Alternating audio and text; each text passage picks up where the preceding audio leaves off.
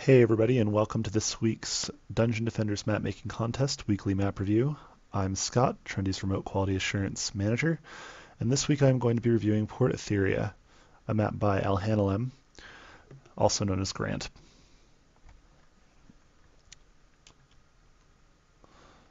Port Etheria is a unique map in that it's set apart from uh, the stuff that you see in our, while it's done in the style of our campaign maps.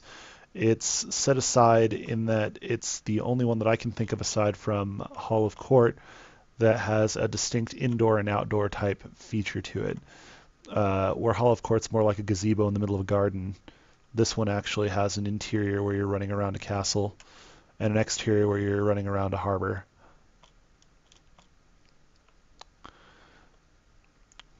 Let's give you guys a good look at the way the map is laid out while picking up some chests.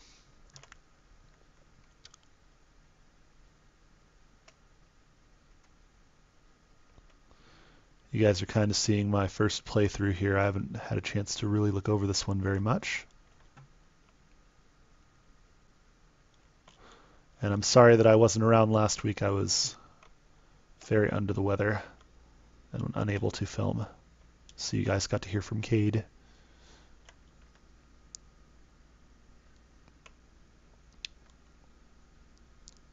And I've just got this on easy because I kind of just want to give you guys an idea of what the pathing looks like, what his actual layout is. I'm going to set up a really basic hodgepodge defense here. Nothing particularly special.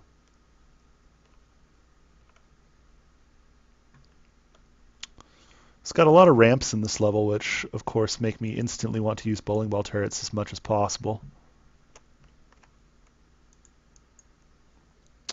Do this without the HUD on.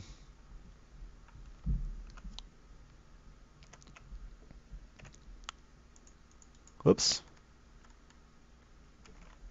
Guess I do have to turn the HUD back on.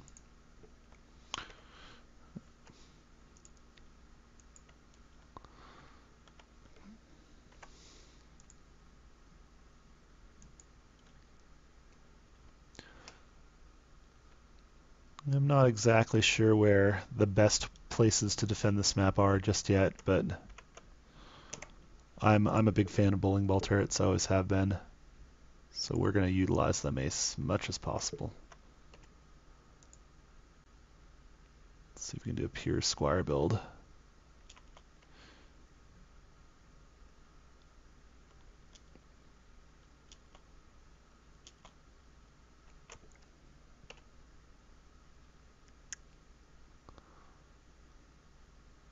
Just in case we have spiders.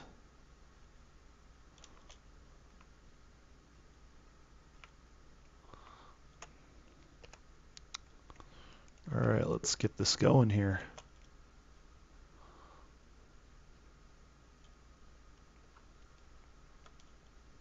You can see the mobs pouring off the boats here on either side. Ooh, you know it'd be fun right there. I like that bottleneck.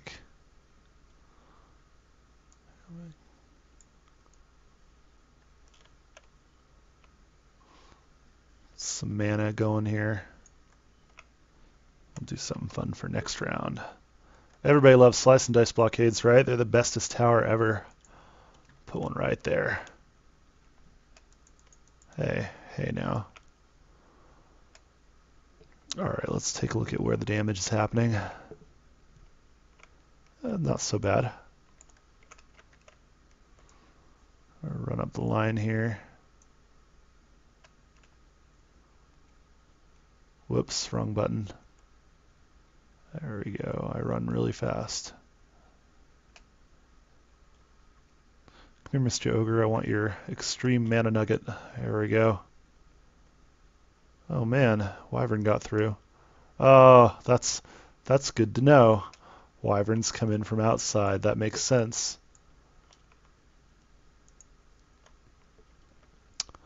Looks like we need a few more harpoons.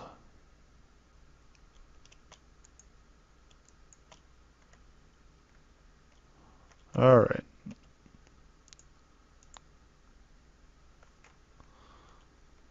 Oh.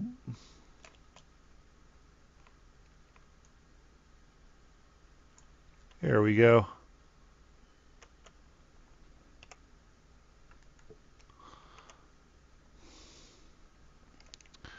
Let's go look at that other harbor entrance here.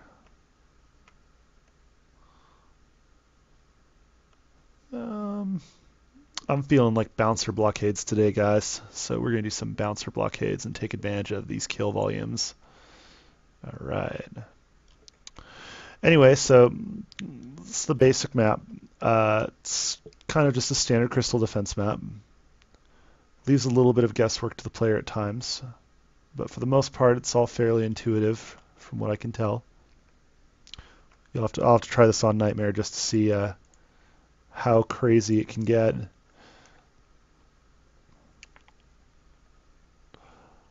I absolutely need to know if that, oh god, that slice and dice turret is actually doing things.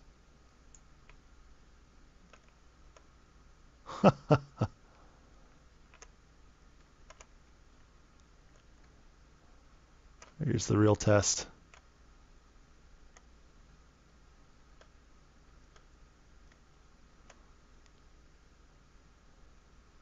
Oh man, just out of range.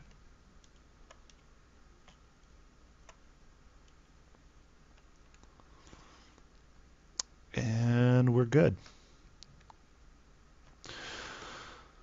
So I'm pretty sure Al is going to be putting up a new MediaFire link on the forums site so that anybody that's interested in downloading this map is going to be able to, at least to try it out in its current state.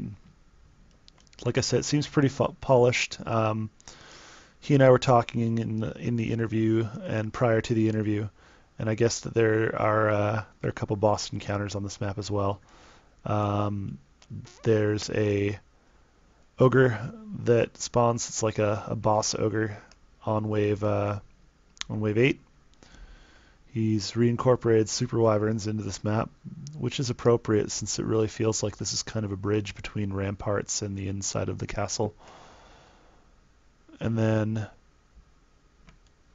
he also has a boss that I think he said he was working on getting the textures right for it for the final wave.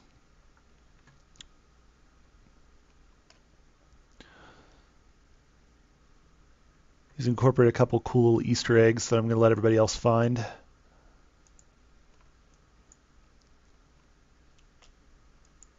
For those of you who want to try this map out.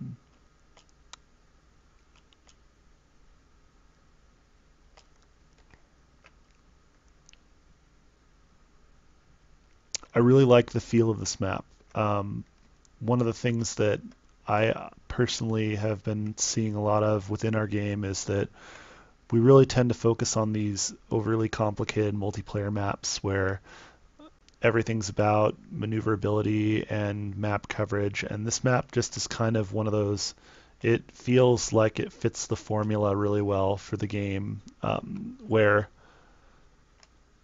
the area of influence that you need to cover is such that you do need to be fairly mobile, but at the same time, it's not overbearing on the player in that you don't have to worry about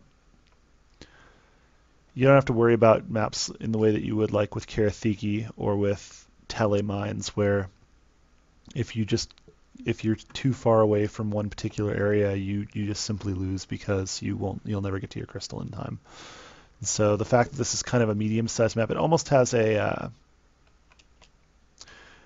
I don't want to say glitter helm in terms of size, because it doesn't really feel too much like glitter helm. It feels a little bit more like a cross between ramparts and summit, in that there's a lot going on and a lot of spawn points to defend against on this map, but at the same time it's manageable. I think it lends itself very well to solo play. I think that it will become quite a bit easier with multiple players, depending on what mob scaling looks like.